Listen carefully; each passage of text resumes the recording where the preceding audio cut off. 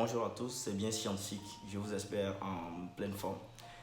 Aujourd'hui, je vous propose de vous raconter une petite histoire qui peut vous faire l'état des lieux, bien sûr. Une histoire concernant la blockchain. Ceux qui n'ont pas l'habitude, ou bien ceux qui ne comprennent jusque-là pas cette technologie. Alors, c'est quoi la blockchain?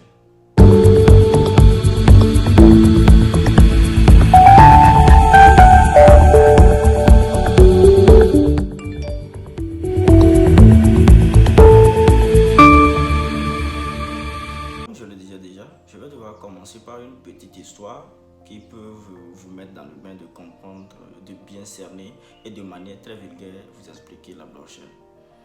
Et faites-vous l'idée que au début de l'histoire, ce n'est pas faites vous-même l'idée, c'est parce que c'est la réalité. Donc, et vous convenez tous avec moi que au début de l'histoire des sociétés, au début des sociétés, il a fallu un moyen de consensus, un moyen d'échange bien sûr, qui va lier les hommes dans une société. Parce que sans les moyens d'échange, c'est nul, une société. Donc c'est quoi? C'était le troc, où les gens s'échangeaient directement de valeur. Où quelqu'un peut amener du maïs, échanger avec quelqu'un qui a du manioc, bien sûr.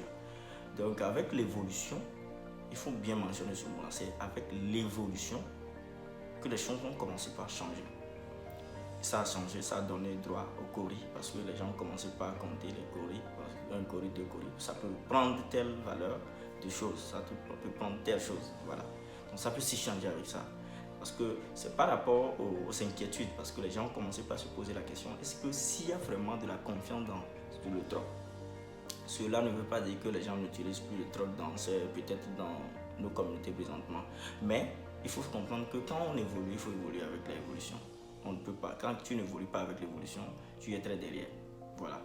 Et donc, comprenons comme ça. Donc, c'est partant de là, ça a donné un peu de droit à ce qu'on utilise aujourd'hui comme les pièces d'argent et les billets, c'est ça. Donc, mettons sur tout ça là aussi de côté et revenons ici. Il y a ce qu'on appelle aussi la cryptographie. Et la cryptographie, c'était aussi de très loin, c'est venu de très loin. Où en ce moment, il suffit parce que nous pouvons être nombreux ici, et que quelqu'un peut me parler et que les autres ne doivent pas savoir. Parce que quelqu'un peut me communiquer entre milliers de personnes et les autres ne sauront pas ce qu'il m'a dit. C'est un peu ça. Donc, on peut envoyer des messages et de manière codée, parce que la personne qui reçoit, c'est elle, la seule personne à pouvoir déchiffrer le message, à pouvoir savoir que c'est ça qu'on m'a envoyé. Et c'est un message réservé, c'est seulement aux initiés. Voilà. Donc, il a fallu qu'avec la bulle Internet, avec les années 90, et les gens ont commencé par utiliser Internet assez, parce qu'il y avait vraiment ce qu'on appelle l'adoption. Donc, c'est ce qui a amené les gens à commencer par utiliser, par exemple, l'Internet. Les gens ont commencé par vendre sur Internet. Les gens ont commencé beaucoup d'activités, des trafics. Il y a beaucoup de trafics maintenant qui se sont installés sur Internet. Donc, Internet était devenu la deuxième face du monde. Voilà, et tout ça. Donc, il a fallu maintenant créer, il lui faut maintenant son argent, sa pièce. C'est pour faciliter maintenant les échanges. Parce que avec les connexions des cartes de débit et autres là, ce serait un peu difficile pour que les choses aillent vite. Pour que les choses aillent vite. Donc c'était quoi? Au début, comme je viens de le dire, avec la cryptographie, ça existait depuis fort longtemps. Et je ne vais pas tout droit parler de ça, parce que ce ne sont pas ceux qui sont vraiment des cryptographes. C'est parce que les informations révèlent que c'est eux qui travaillent beaucoup sur la vie privée, la sécurité des données sur Internet. Donc, quand bien même il peut y avoir des gens bien avant eux, je vais parler d'eux. C'était des gens qui voulaient vraiment aider à la sécurité du monde.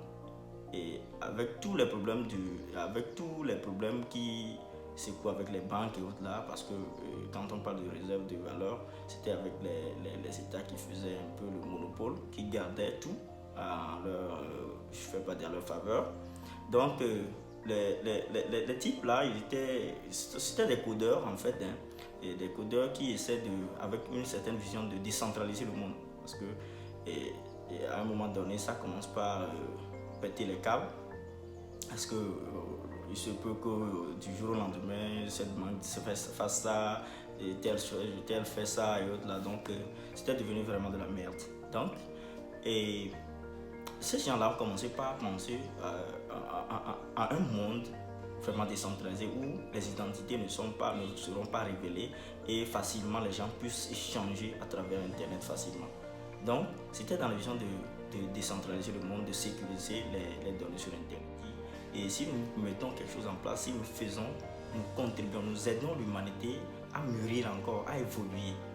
Et c'était vraiment leur vision. Et ils ne travaillaient vraiment pas pour l'argent pour aujourd'hui, quand les gens ont commencé à penser que la technologie blockchain, c'est pour aller chercher de l'argent. Ce n'est pas ça.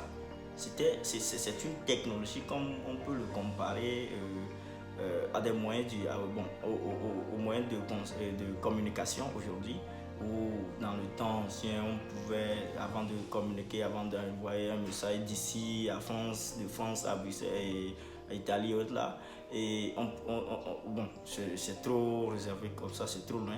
Bon, entre nous, quand il faut envoyer un message à quelqu'un, il faudrait utiliser comment on appelle ça, il faut écrire un message, déposer à quelque part, quelque chose comme ça. Donc c'était trop dur. Donc avec l'évolution aussi, on a connu des téléphones mobiles, des téléphones, c'est immobile, où vous appelez, vous allez comme des téléphones, vous appelez et puis on décroche le téléphone. Donc c'était un peu comme ça, mais avec l'évolution encore, tout le monde peut être dans sa chambre et appeler. Donc c'est un peu c'est que la décentralisation dans le domaine de la finance, chez les gens qui pensent vraiment aider le monde à s'affranchir. Donc la vision de ces gens-là, c'était vraiment de continuer et de contribuer, de pouvoir décentraliser le monde, de pouvoir amener le monde à opérer de lui-même. Voilà, bien sûr. Donc ils ont pensé à utiliser leur cryptographie pour créer une monnaie. Parce qu'ils voulaient aussi résoudre un problème. Et c'était le problème de l'inflation. Le problème de l'inflation avec les gouvernements, avec les trucs, les banques là. Bon, parce qu'on peut se lever du jour au lendemain et imprimer les dollars, imprimer imprimer l'euro, imprimer l'argent fiduciaire comme il le faut. C'était ils se disaient que pour faire ce genre de choses, pour avoir une quantité ou bien pour avoir un chiffre, il faudrait se baser sur l'or que détient peut-être la banque et autres là, ou bien un État et autres là. Donc c'est un peu ça. Mais est-ce que vraiment c'est vérifié aussi?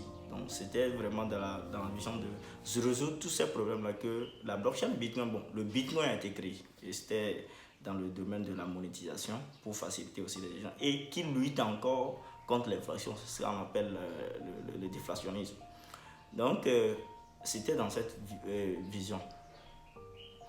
Et la blockchain est différente de la crypto-monnaie mais ce sont des termes qui sont liés parce que la blockchain est venue avec une crypto-monnaie. Et la première crypto-monnaie, vous le savez bien, c'est le Bitcoin. Donc, est-ce que vous comprenez un peu comment elle est venue? C'est-à-dire, on a utilisé la cryptographie. Et la cryptographie, le rôle que joue la cryptographie, c'est de sécuriser vraiment l'argent là.